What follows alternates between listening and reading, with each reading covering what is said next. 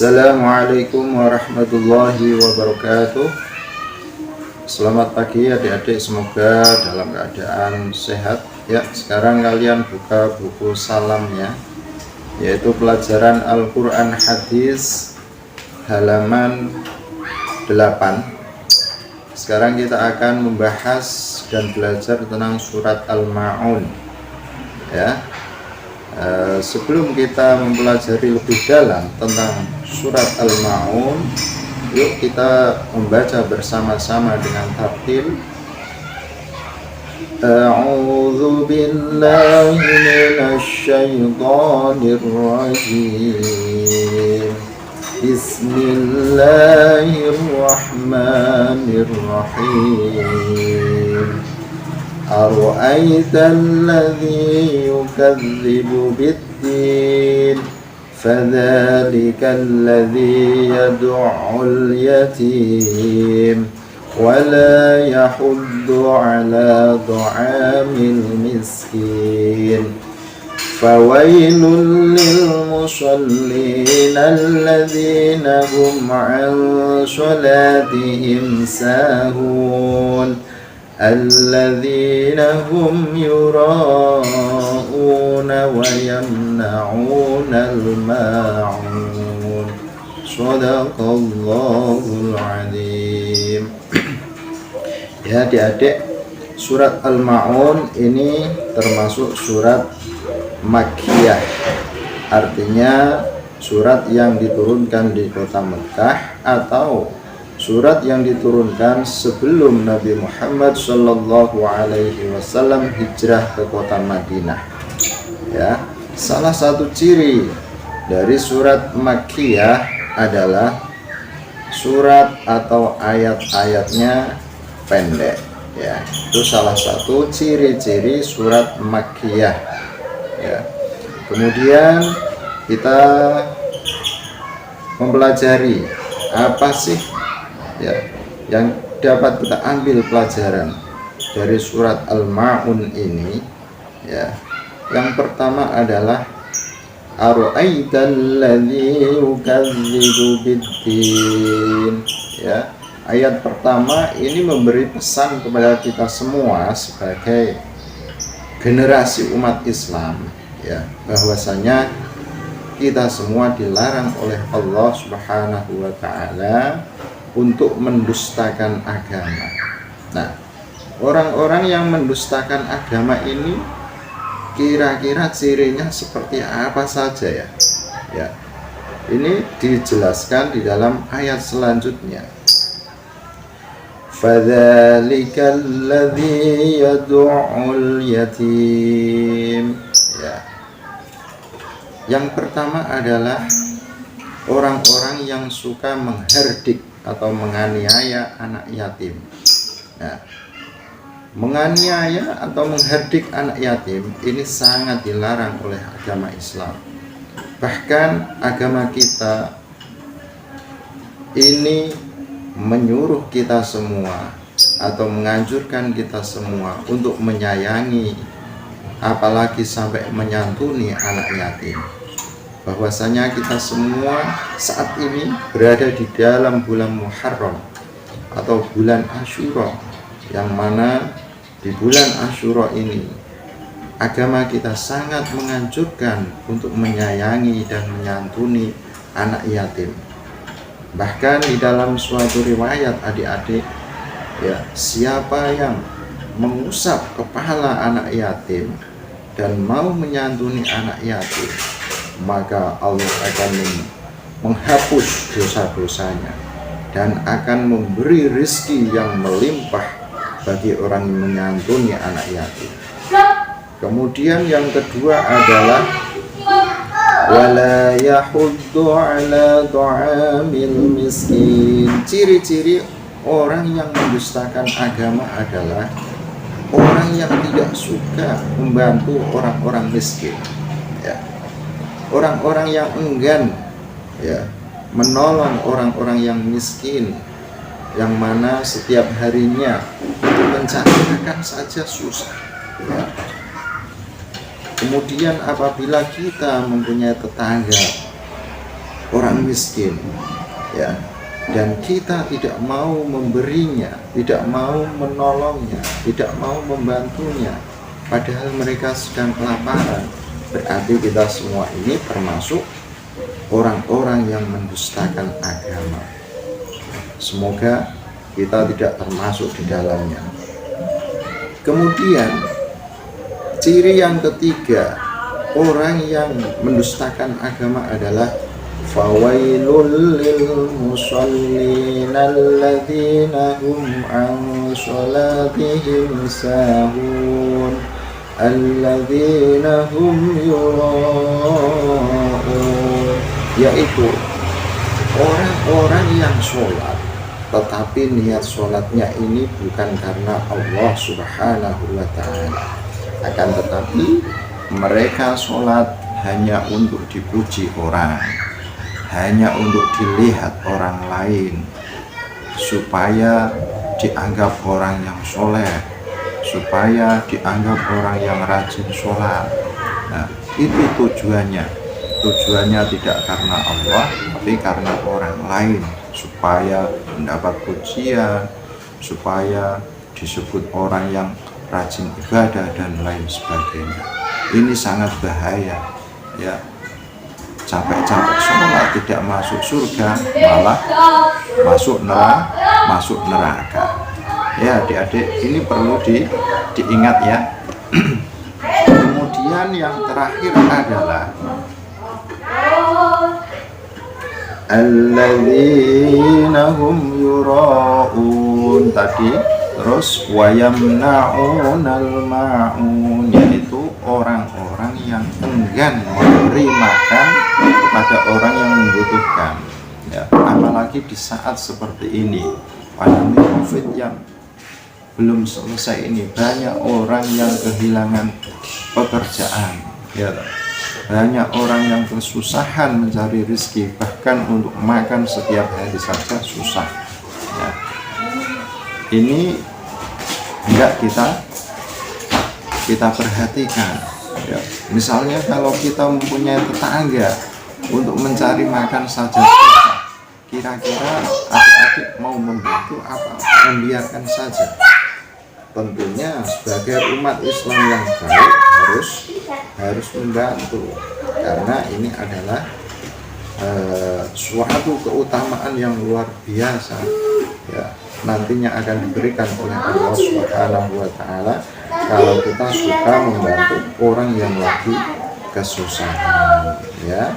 Kira-kira itu pelajaran yang kita ambil dari surat Al-Ma'un, ya.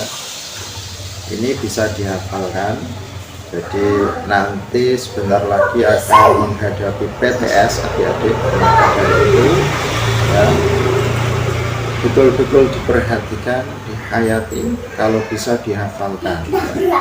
Jadi ciri-ciri orang yang mendustakan agama tadi, yang pertama adalah menghardik anak yatim, ya, suka menganiaya anak yatim, tidak memperhatikan anak yatim. Kemudian yang kedua adalah, ya, tidak mau menolong orang-orang yang miskin, ya. Kemudian yang ketiga adalah orang yang sholat tidak karena Allah, tapi ingin dipuji oleh orang lain. Kemudian yang keempat adalah orang yang enggan membantu kepada orang miskin, ya. Itu untuk pelajaran Al-Quran Hadis.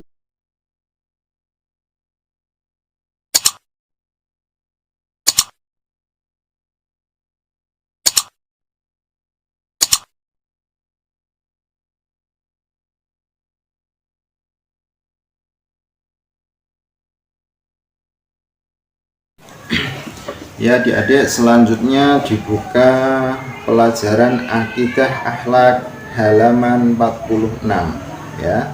Kita akan membahas Asmaul Husna. Yang pertama adalah Ar-Razzaq, ya.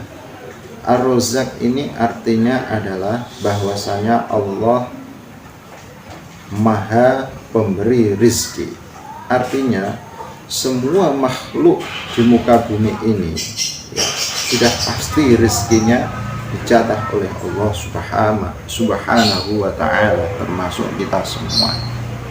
Maka dari itu kita harus sepantasnya bersyukur dan berterima kasih kepada Allah Subhanahu wa Ta'ala. Dengan cara apa? Cara bersyukur kita banyak sekali caranya. Tidak hanya cukup dengan baca hamdalah, akan tetapi kita mempergunakan badan kita setelah kita makan, kita sehat, dan kesehatan kita gunakan untuk hal-hal yang positif. Salah satunya adalah semangat belajar. Semangat belajar ini, rajin belajar ini juga menunjukkan wujud syukur kita kepada Allah Subhanahu wa Ta'ala. Kemudian yang kedua adalah Asmaul Husna Al-Fatah. Artinya adalah bahwasanya Allah Maha Pembuka. Pembuka apa? Bisa pembuka rizki, bisa pembuka nikmat, bisa pembuka hati, bisa pembuka pikiran, dan lain sebagainya. Maka dari itu, kalau adik-adik rajin belajar, nanti akan dibuka oleh Allah pikirannya, dibuka mata hatinya, sehingga apa yang adik-adik pelajari ini bisa kalian pahami dengan baik dan benar. Inilah pentingnya belajar dengan niat untuk menghilangkan kebodohan, dengan niat menuntut ilmu karena Allah Subhanahu wa Ta'ala. Nanti kalau kalian benar-benar sungguh-sungguh, maka akal pikiran adik-adik semua akan dibuka oleh Allah Subhanahu wa Ta'ala, sehingga akan mendapat ilmu yang sebanyak-banyaknya. Kemudian yang C adalah Asmaul Husna Asy-Syakur. Artinya adalah Allah ini maha penerima orang-orang yang suka bersyukur. Maksudnya adalah kita sudah tahu bahwasanya Allah Subhanahu wa Ta'ala adalah pemberi rizki, maka selayaknya kita bersyukur. Seperti Pak Guru sampaikan tadi, salah satu cara bersyukur sebagai siswa adalah rajin belajar, tekun belajar. Ini adalah wujud dari syukur kita kepada Allah Subhanahu wa Ta'ala. Kalau kita sudah bersyukur dengan cara belajar yang tekun, maka Allah akan melipat gandakan, akan memberi rezeki yang lebih banyak.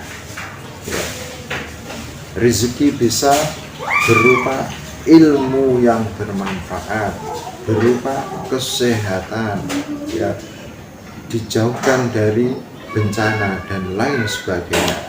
Itu rahasia Allah Subhanahu wa Ta'ala. Kemudian yang D adalah Asmaul Husna Al-Mughni. Artinya adalah bahwasanya Allah adalah maha kaya. Jadi tidak ada orang yang kaya di dunia ini yang bisa melebihi kekayaan Allah Subhanahu wa Ta'ala. Karena alam semesta seisinya ini hanyalah milik Allah. Berarti yang maha kaya hanyalah Allah Subhanahu wa Ta'ala. Maka dari itu, kalau Allah yang maha kaya, andaikan kita semua, adik-adik semua ingin kaya, harus bekerja keras, harus rajin belajar, harus tekun membantu orang tua dan lain sebagainya. Adik-adik, kekayaan ini tidak hanya berupa uang saja, harta saja, tapi kekayaan ini meliputi semuanya. Bisa kaya ilmu, bisa kaya hati, bisa kaya harta benda, yang nantinya harta benda ini digunakan untuk hal-hal yang baik, untuk sedekah, untuk membantu orang tua, untuk sarana ibadah kita, ya, dan lain sebagainya. Ya, itulah sedikit yang kita pelajari tentang Asmaul Husna, pelajaran akidah.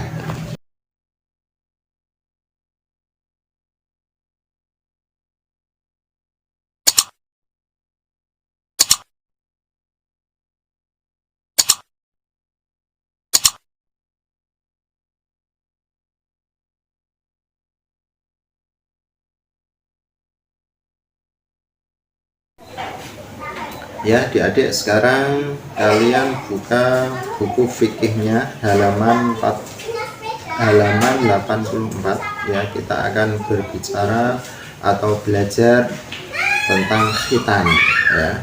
Kalau minggu kemarin fikih kita belajar tentang haid, ya. Kemudian sekarang kita akan bahas tentang khitan, ya. Adik-adik, khitan secara bahasa itu artinya adalah memotong, ya. Khitan ini berasal dari bahasa Arab khotana yahtunu khotnan, yang artinya memotong. Kemudian kalau khitan secara syariat Islam, yang dimaksud di sini adalah memotong sebagian, ya, memotong sebagian kelamin dalam rangka untuk membersihkan dari kotoran dan najis, ya. Adik-adik, khitan ini diwajibkan kepada umatnya Nabi Muhammad SAW bagi laki-laki, ya. Jadi untuk laki-laki ini khitan itu hukumnya wajib, sedangkan perempuan tidak wajib. Ada yang mengatakan sunnah, bahkan ada yang mengatakan tidak sunnah, ya. Tapi mayoritas ulama, ya, menentukan hukum untuk laki-laki hukumnya wajib, kemudian khitan untuk perempuan hukumnya sunnah, ya.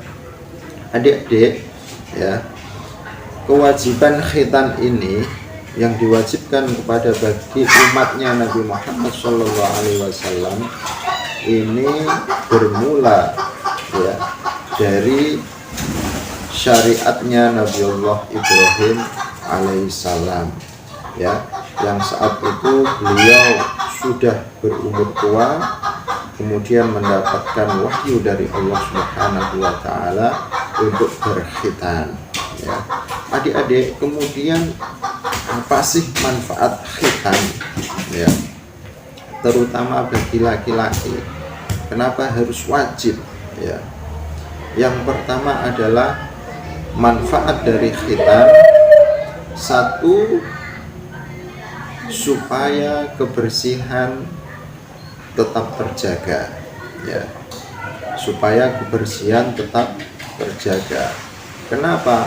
Kalau tidak dikhitan, ya, di situ akan mengendap kotoran yang banyak dan najis, ya, dan itu akan mengganggu kita ketika kita melakukan ibadah kepada Allah Subhanahu wa Ta'ala.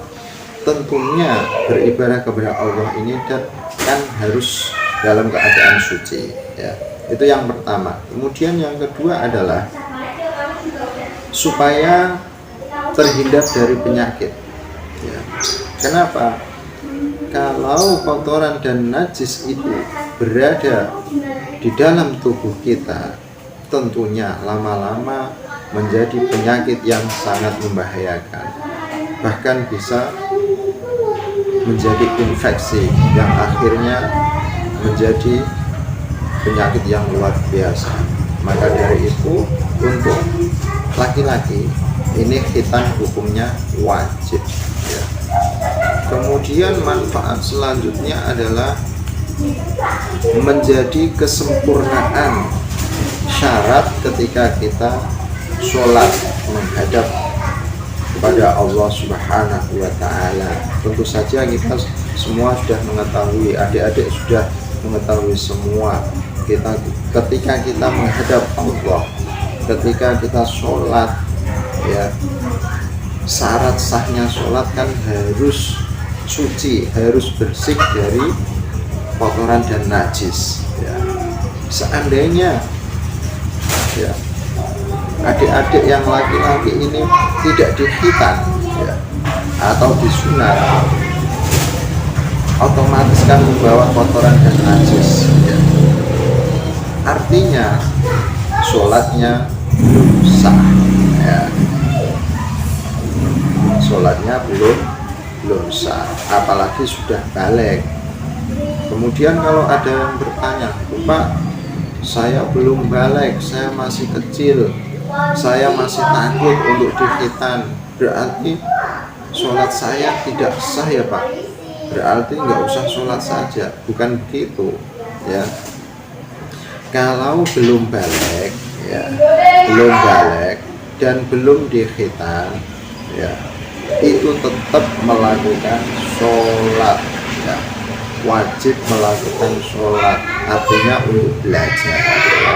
Untuk belajar dan membiasakan mengerjakan sholat. Sehingga apa?